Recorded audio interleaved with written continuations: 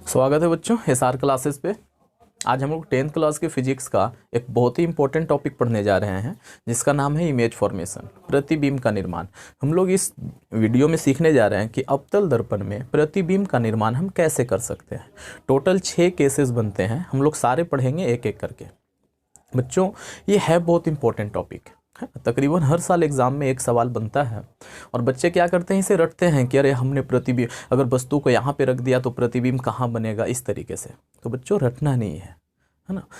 3 से 4 रूल्स हैं, अगर आप उसे याद कर लो एक बार, है ना। उसे याद भी नहीं करना है, बस बड़े आसानी से समझ लेना है। अगर आपने उसे समझ लिया तो सारे प्रतिबिंब बहुत ही आसानी से बन जाते हैं, कुछ करना नहीं होता, खुद ब खुद बनते हैं वो। तो आइए देखते हैं सबसे पहले वो चारों रूल क्या है। ठीक है, तो आइए देखिए। सबसे पहला रूल है कि अगर किसी भी वस्तु से आती हुई प्रकाश की कोई एक किरण अगर मुख्य अक्ष के समांतर हो, है ना, कोई भी वस्तु से आती प्रकाश की किरण मुख्य अक्ष के क्या हो, समांतर हो। देखिए ये जो है ना मुख्य अक्ष के क्या है, समांतर है, तो दर्पण से परावर्तन के बाद वो हमेशा फोकस से होकर गुजरेगी। ठीक है, दर्पण से जब इसका परावर्तन होगा तो हमेशा फोकस से होकर के गुजरेगा। ठीक है, ये है पहला नियम, आप लोग इसे अपने कॉपी पे लिखते चले जाएं। दूसरा नियम जो है वो ठीक इसका उल्टा है कि यदि कोई किरण फोकस से होते हुए जाए तो दर्पण से परावर्तन के बाद मुख्य अक्ष के समांतर हो जाएगा। ठीक है, यदि कोई किरण फोकस से होते हुए जाए तो दर्पण से परावर्तन के बाद मुख्य अक्ष के समांतर हो जाएगा। ठीक है, कोई जरूरी नहीं कि नीचे से ही आए, आप क्या कर सकते हो, ऊपर से भी एक किरण ले सकते हो जो फोकस से होते हुए जाए और यहाँ क्या हो जाएगा, फिर ये मुख्य अक्ष के समांतर हो जाएगा। ठीक है, तो ये हो गया 2 नियम, दोनों एक दूसरे से ये हैं, अपोजिट है एक दूसरे के। तीसरा नियम क्या है कि यदि कोई किरण वक्रता केंद्र से होते हुए जाए तो जैसे ही दर्पण पे पड़ेगा तो इसका परावर्तन होगा। तो जब दर्पण से परावर्तन होगा उस किरण का तो जिस पथ पे वो आया है उसी पे वापस लौट जाएगा, 1 डिग्री का भी कोण बनाएगा नहीं, सीधा यहाँ जैसे आया उसी रास्ते पे वापस लौट जाएगा। हम नीचे से भी ले सकते थे, तो एक किरण हमने यहाँ से भी लेके दिखाया है कि यहाँ से ऐसे गया, दर्पण पे पड़ा, वापस उसी रास्ते पे। क्यों? क्योंकि ये वक्रता केंद्र से होते हुए किरणें हैं। ठीक है, तो ये था तीसरा नियम। चौथा नियम क्या है कि यदि कोई किरण ध्रुव पे आए, है ना, तो कोई भी कुछ कोण बनेगा, है ना जी। हमने माना कि आई डिग्री का कोण बनाया, ठीक है, तो आई डिग्री का कोण बनाते हुए ध्रुव पे पड़ा, ठीक, तो परावर्तन होगा यहाँ से। तो परावर्तन के नियम से हमने क्या पढ़ा है कि कोण आई जो है वो क्या होता है, कोण आर के इक्वल होता है। मतलब क्या है कि जितना डिग्री का कोण बनाते हुए कोई किरण आएगा उतने ही डिग्री का कोण बनाते हुए क्या होगा, वापस चला जाएगा। तो बस यही 3 नियम है। फोकस से मुख्य अक्ष के समांतर आती हुई किरणें दर्पण से परावर्तन के बाद फोकस से होकर गुजरेगी। दूसरा नियम, फोकस से आती हुई किरणें दर्पण से परावर्तन के बाद मुख्य अक्ष के समांतर हो जाएगी। तीसरा, वक्रता केंद्र से आती हुई किरणें दर्पण से परावर्तन के बाद उसी पथ पे वापस लौट जाती है। ठीक है, और जो चौथा है नियम वो ये है कि पोल पे जितने डिग्री का कोण बना के कोई किरण आती है दर्पण से परावर्तन के बाद उतने ही डिग्री का कोण बनाते हुए परावर्तित हो जाती है। तो ये टोटल 4 नियम थे। इन्हीं 4 नियमों की मदद से जितने भी फोटो बनाने हैं सारे बन जाएंगे। तो आइए देखते हैं कि हमारा पहला केस क्या है।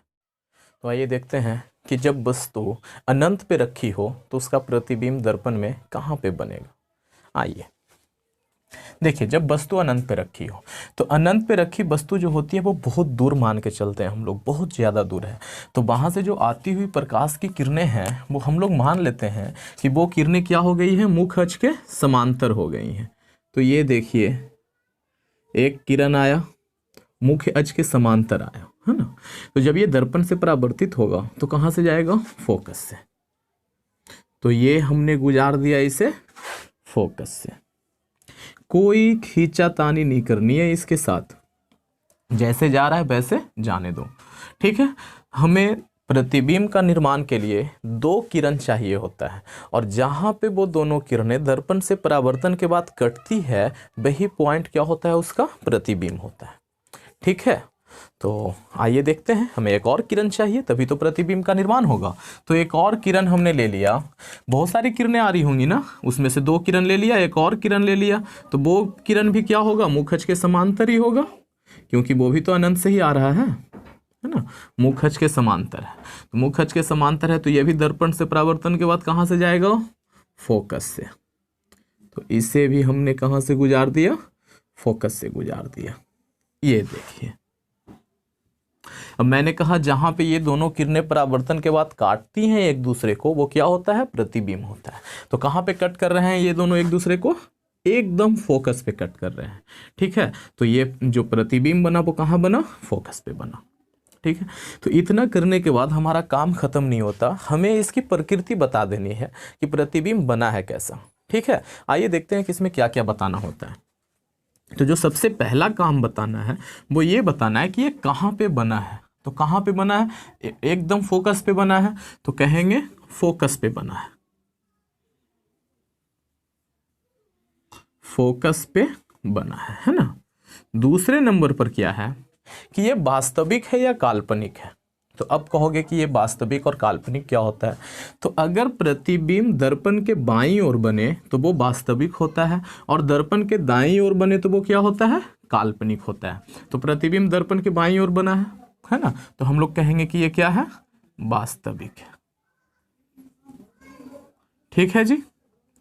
अब तीसरे नंबर पे हमें बताना है कि ये वस्तु से छोटा है या बड़ा है। तो देखिए, अनंत पे रखी हुई वस्तु है और उसका किरण यहाँ तक पहुँच जा रहा है, इसका मतलब वो वस्तु कैसी है, बहुत बड़ी है ना। और उसका प्रतिबिंब कैसा बन रहा है, पॉइंट मात्र बन रहा है ना, एक छोटा सा पॉइंट बन रहा है। तो क्या लिखेंगे कि वस्तु से क्या है, ये वस्तु से बहुत छोटा है। ठीक है, अब हमें पता नहीं चल रहा है कि प्रतिबिंब उल्टा बन रहा है कि सीधा बन रहा है, हमें वो भी बताना होता है, लेकिन यहाँ पे पता नहीं चल रहा है, तो हम बस इतना ही लिखेंगे। और ये रहा इसका प्रकृति। तो ये था कि जब वस्तु अनंत पे रखी हो तो प्रतिबिंब कहाँ पे बनेगा। तो ये था पहला फोटो। अब आइए देखते हैं, हमें दूसरा प्रतिबिंब जो बनाने वाले हैं वो उस वस्तु का बनाने वाले हैं जो वक्रता केंद्र के बाहर रखी हुई हो, है ना। मतलब हम इसे ऐसे भी कह सकते हैं कि जब वस्तु अनंत और वक्रता केंद्र के बीच में रखी हुई हो तो उसका प्रतिबिंब कहाँ बनेगा, है ना। तो आइए देखते हैं, ये फोकस है, वक्रता केंद्र हो गया ये, और उसके बाहर हमने ये एक वस्तु को रख दिया है और हमें इसका प्रतिबिंब बनाना है। ठीक है, तो प्रतिबिंब बनाने के लिए क्या करना होगा, हमें 2 किरण चाहिए होगा, और वो दोनों किरण जो है ना वो हम इसके पॉइंट से लेंगे। हमेशा कहाँ से लेना है, पॉइंट से। किरणें तो यहाँ से भी निकल रही होगी, यहाँ से भी निकल रही होगी, लेकिन हमें लेना कहाँ से है, सिर्फ और पॉइंट से लेना है, सिर्फ और सिर्फ। ठीक है जी। और पॉइंट से देखिए चारों दिशाओं में निकल रहा है किरण, है ना। तो हम कौन सा लेंगे, जो हमारे मतलब का है। मतलब का हमारा 2 किरण ऐसा इसमें है जिसे हमें लेना है ना। इससे लाखों किरणें निकल रही हैं, हमें उनसे कोई मतलब नहीं है। तो हमारे मतलब का किरण कौन सा है, एक किरण तो वो वाला जो मुख अक्ष के समांतर जा रही हो, है ना। तो सबसे पहला किरण हम कोशिश करेंगे कि यही वाला लें। कैसे जा रही हो, मुख अक्ष के समांतर। अब आप कहोगे सर हम यही किरण क्यों लेते हैं, तो वो इसलिए बच्चों क्योंकि हमें पता है कि जो किरण मुख अक्ष के समांतर आती है उनका परावर्तन एक स्टैंडर्ड तरीके से होता है, और वो जहाँ से जाती है वो हमें पता है ना। तो मुख अक्ष के समांतर एक किरण गई तो इसका परावर्तन होगा, तो कहाँ से जाएगा ये, तो ये देखिए ये फोकस से जाती है। तो हमने कह दिया ये कहाँ से निकल गया, फोकस से। कुछ नहीं करना बच्चों, जरा सा भी इसके साथ छेड़खानी नहीं करना है। जैसे जा रहा है वैसे इसको क्या कीजिए, जाने दीजिए। ठीक है, ये देखिए चला गया ऐसे। क्लियर है। अब हमें एक किरण और चाहिए। मैंने क्या कहा था, 2 किरण चाहिए प्रतिबिंब को बनने के लिए, तो हमें एक किरण और चाहिए। ठीक है, तो एक किरण हम लोग क्या करते हैं, वो ले लेते हैं फोकस से। फोकस से ले सकते हैं, है ना। ये सेकंड नंबर का जो रूल लिखाया था, हमने एक किरण ले लिया जो कि फोकस से होके गुजरता है। तो ये देखिए फोकस से जाती हुई प्रकाश की किरण ये रही, ऐसे गया ये। अब परावर्तन होगा, तो नियम क्या कहता है कि फोकस से जाती हुई प्रकाश की किरणों का जब परावर्तन होता है तो वो मुख्य अक्ष के समांतर हो जाता है ना। तो देखिए इसको हम क्या करेंगे, मुख्य अक्ष के समांतर कर देंगे।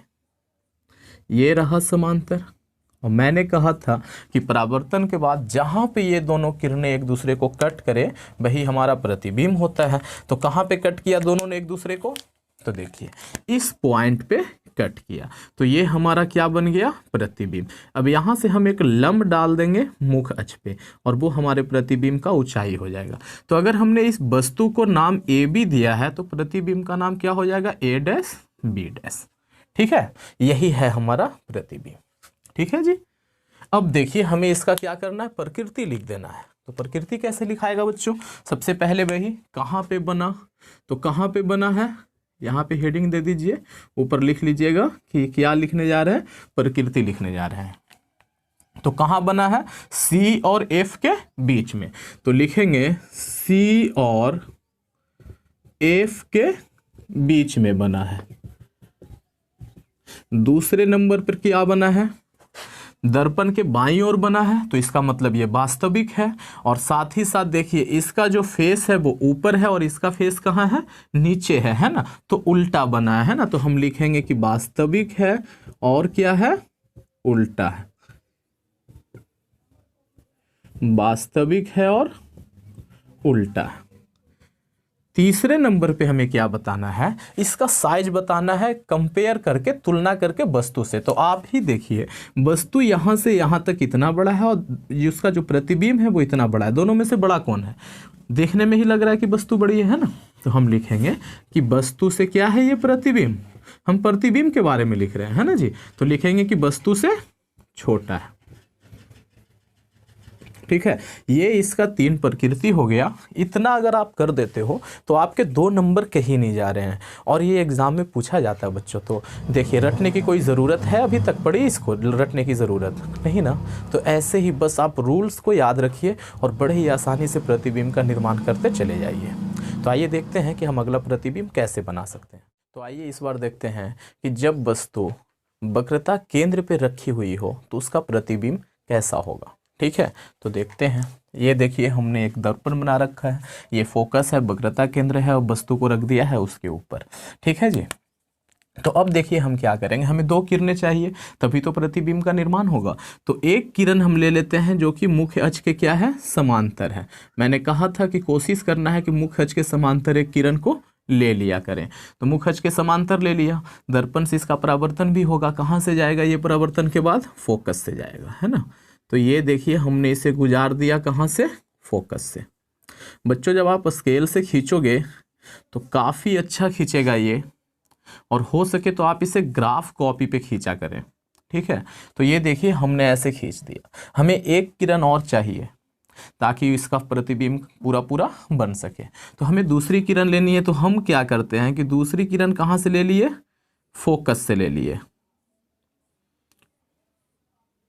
ठीक है बच्चों, ये देखिए हमने दूसरी किरण कहाँ से ले लिया, फोकस से ले लिया। दर्पण पे पड़ा है ना, तो दर्पण से पड़ने के बाद परावर्तन होगा, परावर्तन होगा तो ये कहाँ से जाएगा बच्चों, मुख्य अक्ष के समांतर हो जाएगा, है ना जी। तो देखिए मुख्य अक्ष के क्या कर दिया, इसे समांतर कर दिया। अब ये जहाँ पे भी काटे वस्तु को, ठीक है, देखिए वस्तु को कहाँ कट किया, यहाँ कट किया। अब यहाँ से क्या कीजिए, आप लंब गिरा दीजिए इस पे, ये रहा लंब। अब देखिए प्रतिबिंब बन गया, ये वस्तु है, ये उसका क्या है, प्रतिबिंब है। कुछ नहीं किया हम लोगों ने, जैसे जैसे जाना था जाने दिया चीज़ों को। यहाँ से एक किरण लिया जो मुख्य अक्ष के समांतर आया, दूसरा किरण कौन सा लिया, जो फोकस से होते हुए गया, और ये प्रतिबिंब का क्या हो गया, निर्माण हो गया। अब देखिए हम इसका प्रकृति लिखने जा रहे हैं, आप लोग खुद ही ध्यान दीजिएगा कि प्रकृति क्या है, कैसा है। ठीक है, ये यहाँ पे नहीं होगा।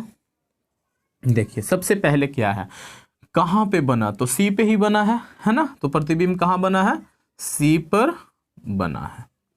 दूसरे नंबर क्या हो गया इसका, दूसरे नंबर का क्या होगा, दूसरा नंबर होगा कि जितनी, हाँ, काल्पनिक है या वास्तविक है।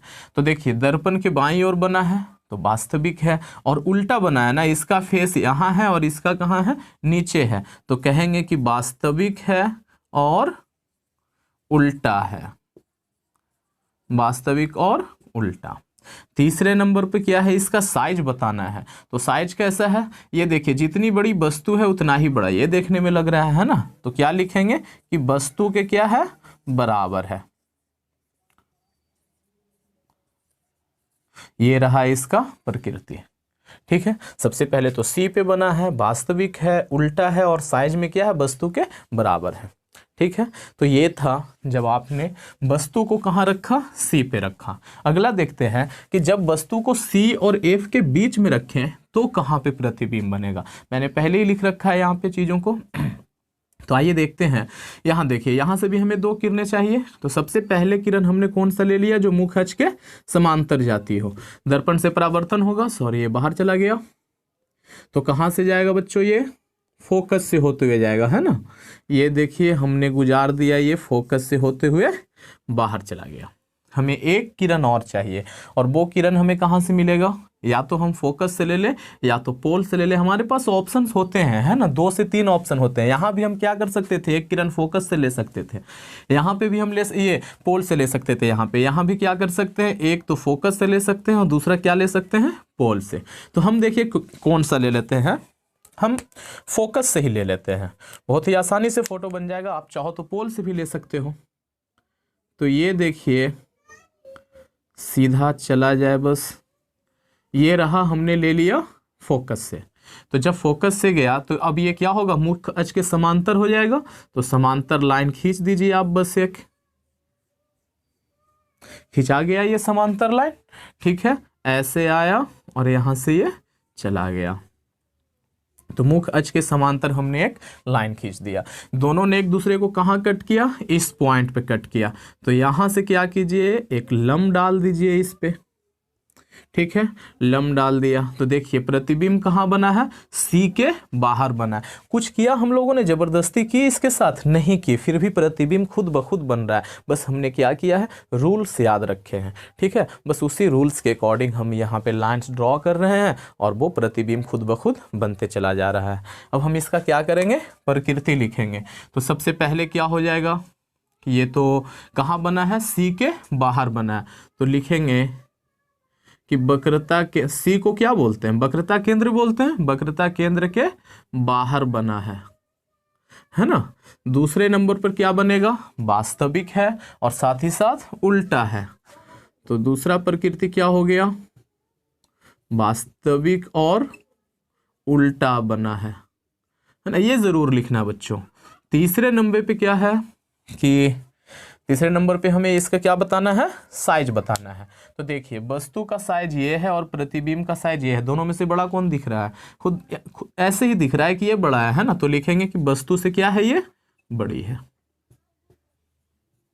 वस्तु से बड़ा बना है। तो ये था इसका प्रकृति और प्रतिबिंब। अब हमें 2 फोटोज और बनाने हैं। आइए देखते हैं कि वो दोनों कैसे। अब आइए देखते हैं कि जब वस्तु एफ पे रखी हुई हो तो उसका प्रतिबिंब कैसे बनेगा, है ना। फोकस पे रखी हुई वस्तु का प्रतिबिंब कैसे बनेगा। तो हमने देखिए यहाँ पहले एक दर्पण बना रखा है और एफ पे एक वस्तु को भी रखा हुआ है। तो अब क्या करेंगे, हमें 2 किरणें चाहिए। तो सबसे पहली किरण हम कौन सा ले लेते हैं, जो मुख अक्ष के समांतर जाती हो। तो ये देखिए मुख अक्ष के समांतर एक किरण ले लिया। दर्पण से परावर्तन होगा, कहाँ से गुजरेगा, ये फोकस से, है ना। तो देखिए ये ऐसे चला गया। ठीक है, अब हमें एक किरण और चाहिए ताकि हमारा फोटो का निर्माण हो सके। तो हमारे पास 2 चांसेस हैं। एक किरण तो हम ऐसे ले लें जो इसके हिसाब से जाती हो, है ना। देखिए हमने इससे नहीं लिया है ना, जो इससे जाती हो ऐसे। देखिए इस वस्तु के यहाँ पे टच हो रहा है ना, एकदम अपर हिस्से में, ऊपर में हेड पे तो टच हो रहा है। तो ऐसे गया, मतलब वस्तु से ही निकल रही है ये किरणें, है ना, ये किरण निकल रही है। लेकिन हुआ है क्या कि ये किसके सीध में है, वक्रता केंद्र के सीध में है। तो यहाँ से ऐसे गया तो वापस कैसे आएगा, जैसे गया वैसे ही वापस चला आया। और ये देखिए ऐसे चला जा रहा है। अब बताइए कि क्या दोनों के कटने के चांसेस हैं कहीं पे। ये तो समांतर बन गया ना बच्चों। तो समांतर किरण जो है हम लोग मान के चलते हैं कि जाके ये कहीं अनंत पे मिलेगा, है ना। कहाँ मिलेगा, अनंत पे। ठीक है, अब कहोगे सर ये समझ में नहीं आया। कोई दिक्कत नहीं बच्चों। आइए देखिए हम एक और किरण ले देते हैं। ठीक है, हमने किरण कहाँ से ले लिया, यहाँ से। जितना डिग्री का कोण बना के आया उतने ही डिग्री का कोण बनाते हुए क्या होगा, ये निकल जाएगा। निकाल दीजिए इसको। अब देखिए ब्लू वाली भी जो लाइन है वो क्या हो गया, इसके समांतर हो गया।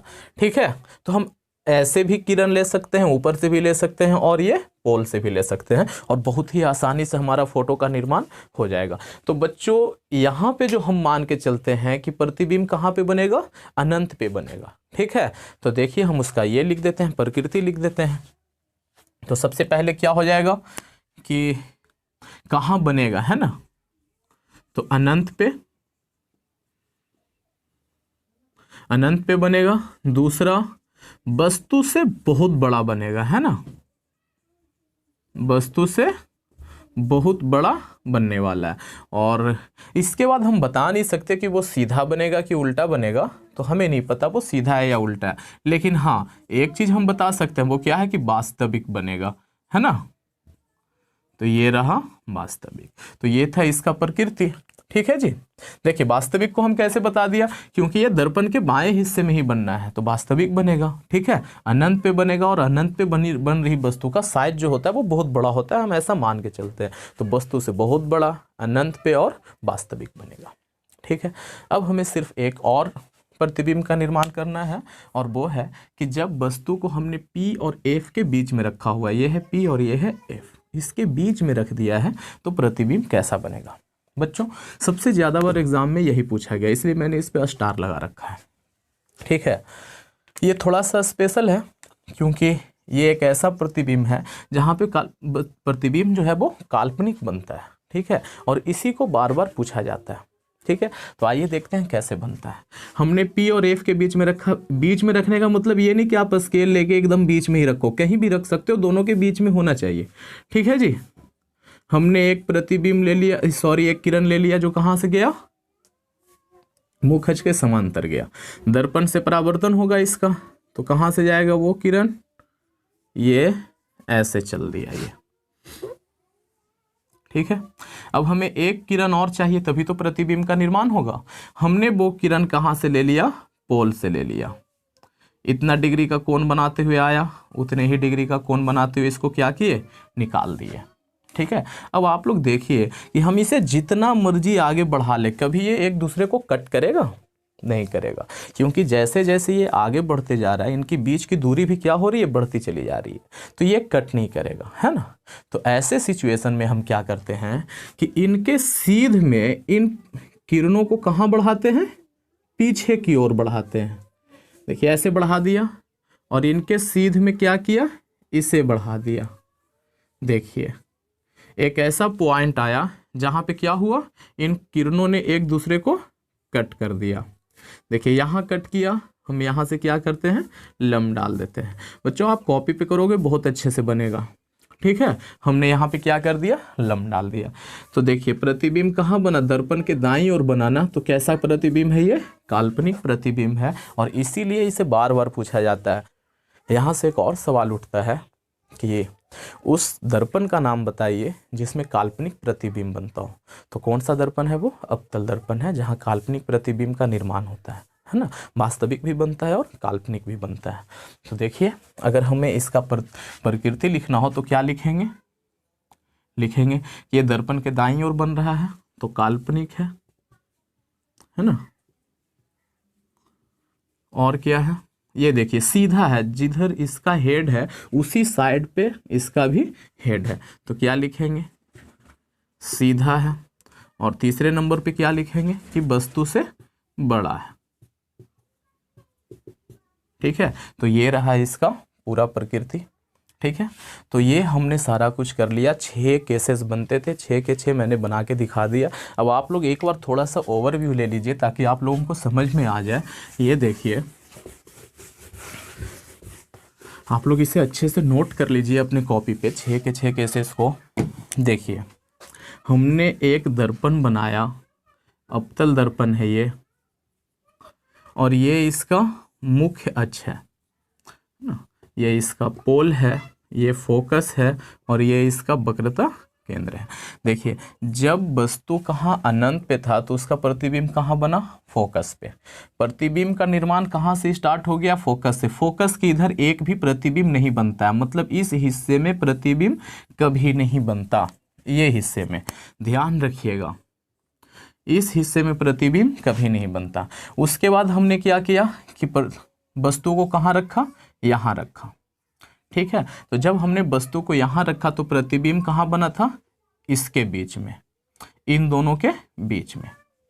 ठीक है, अगला और इससे छोटा बना था। मतलब क्या है कि जैसे जैसे हम वस्तु का स्थान चेंज कर रहे हैं, प्रतिबिंब का स्थान भी क्या हो रहा है, चेंज हो रहा है ना। अगला प्रतिबिंब हमने देखा था इस पे रख के, तो जैसे ही हमने इसे थोड़ा सा राइट साइड खिसकाया तो हमारा प्रतिबिंब कहाँ खिसक गया, लेफ्ट साइड खिसक गया, है ना। और जैसे जैसे ये इधर बढ़ेगा इसका साइज भी क्या होते चला गया, बढ़ते चला गया। तो जैसे ही हमने थोड़ा सा वस्तु को इधर किया, प्रतिबिंब घिसक के कहाँ आ गया, इधर आ गया, और कहाँ बना, एफ पे ही बना। और इसका साइज भी थोड़ा सा क्या हो गया, बड़ा हो गया, वस्तु के बराबर बनना स्टार्ट हो गया।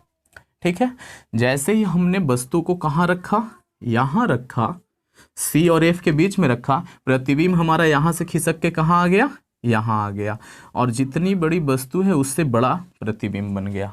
ठीक है, और जब हमने वस्तु को खिसकाते हुए कहाँ कर दिया, एफ पे कर दिया, तो प्रतिबिंब कहाँ चला गया, अनंत पे चला गया। ठीक है, मतलब जैसे जैसे वस्तु को हम दर्पण के करीब ला रहे हैं, प्रतिबिंब कहाँ चला जा रहा है, दूर चला जा रहा है। और जैसे जैसे वस्तु को हम करीब ला रहे हैं वैसे वैसे प्रतिबिंब का साइज भी क्या हो रहा है, बड़ा होते चला जा रहा है।